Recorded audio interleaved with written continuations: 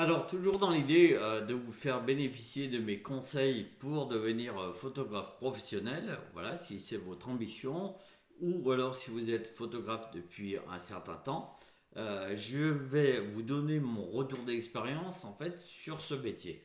Et aujourd'hui, je voulais insister sur trois points qui sont vraiment fondamentaux, dont on parle jamais en fait dans les vidéos qui traitent du métier de photographe.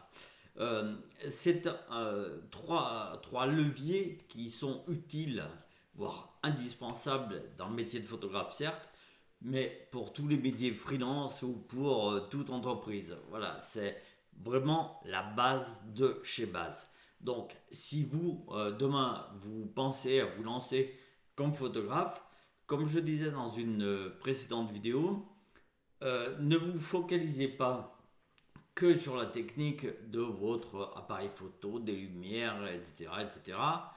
Ça va venir dans un second temps. Ce qui est important au départ, c'est le client. C'est trouver le client. Et pour trouver le client, je vais vous donner ces fameux trois piliers. En fait, quand vous démarrez votre activité, vous devez penser à l'acquisition, à la vente et à la production. Voilà. Ces trois piliers sont vraiment fondamentaux.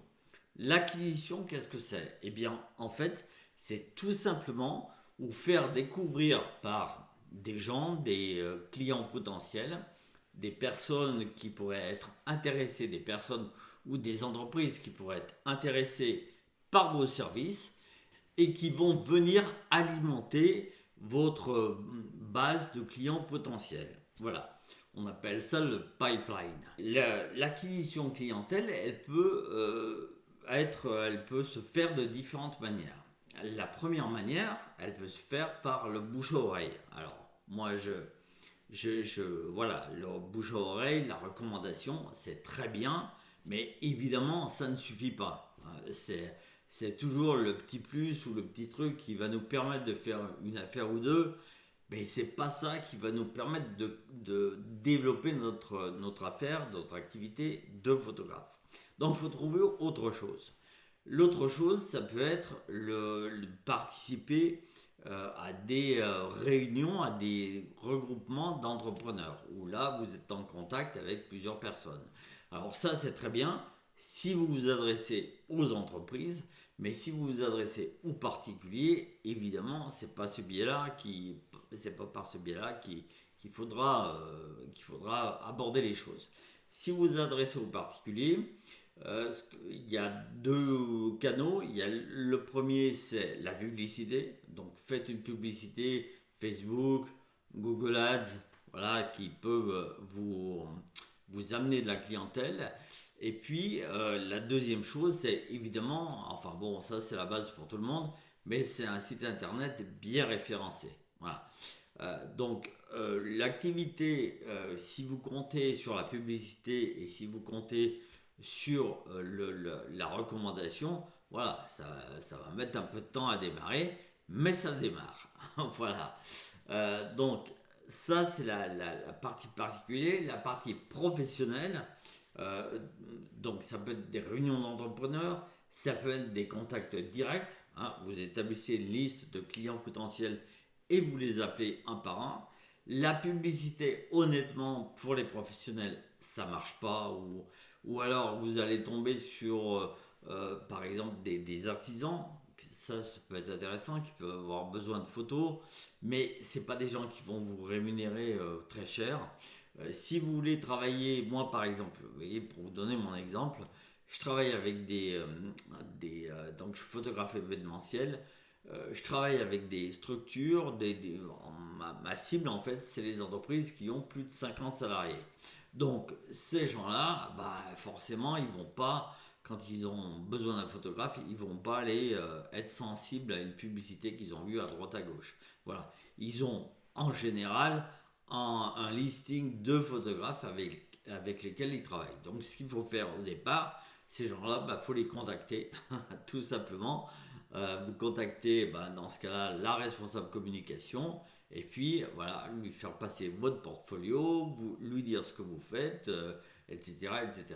Donc elle va vous dire, bah écoutez, nous on travaille déjà avec un tel, ou bien on est, oui, on peut avoir un besoin, mais pas dans les médias, etc. Mais bon, voilà, il faut suivre, suivre, suivre, hein. Le secret, c'est ça. C'est-à-dire que quand vous avez, je dirais, identifié quelqu'un qui peut avoir un potentiel, eh bien, il faut suivre cette personne.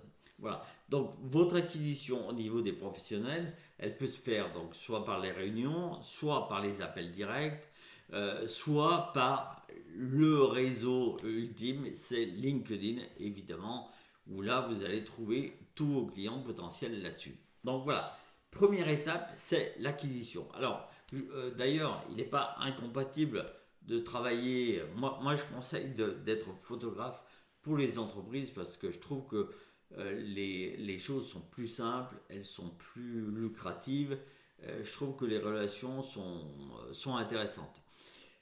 Ceci dit, voilà, il y a des gens, ils préfèrent travailler qu'avec le particulier et c'est parfait. Et il y a des gens qui font les deux. Alors, si vous faites les deux, moi, ce que je vous conseille, c'est sur votre site internet, mélangez pas les deux choses. Voilà, et il y a un site internet pour votre activité professionnelle, enfin je dirais, pour la photo qui s'adresse aux entreprises, et un autre site pour la photo qui s'adresse aux particuliers. Mélangez pas les genres parce que ça donne pas une super image et vous n'apparaissez pas comme étant très spécialisé comme ça. Voilà. Donc pour la partie acquisition, alors ça c'est vraiment la base, hein, l'acquisition, parce que l'acquisition c'est ce qui va vous permettre de faire rentrer des gens dans votre machine. Si personne rentre dans la machine, bah, vous n'aurez pas de clients et vous n'aurez pas de facturation à la fin du mois. Voilà, c'est aussi simple que ça. Si personne ne vous découvre, c'est pas la peine. Donc ça, c'est la première chose, acquisition. Deuxième chose, c'est la vente. Alors, la vente, moi, je suis un adepte de la vente sans vente, en fait.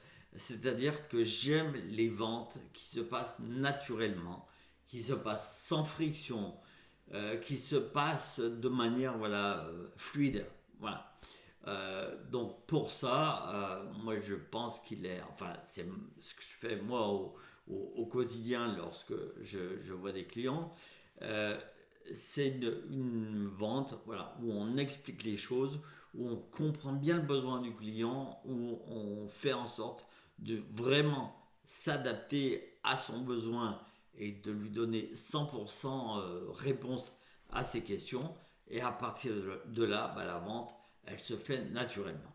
Voilà, donc la partie vente. Et puis le troisième pilier, mais ça c'est le pilier que vous savez faire et que vous aimez faire, puisque vous êtes photographe, c'est la photo. Donc dans mon cas, c'est de la photo événementielle pardon, ou de la photo de portrait.